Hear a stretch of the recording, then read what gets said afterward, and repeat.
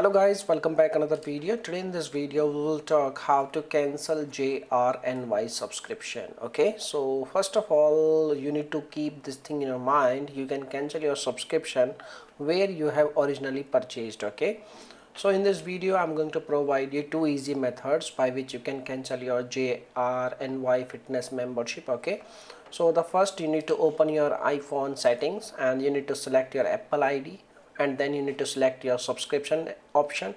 Then you will see there is a list of your all active subscriptions. You need to select JRNY app, and then you need to follow the prompts and you can cancel your subscription. Now if you have any other questions, you can make a comment. I will reply you very soon. Okay, and there is one more method. Now if you have taken your subscription by using your Play Store or Android device, you need to open your Android device Apple Play Store, and you can select Play Store. You need to tap on your profile icon and you need to select payment and subscription. Now you will select like subscription. Now you will see your all the active subscription list. You need to select JRNY app and then you need to follow the prompts and you can cancel your subscription very easily.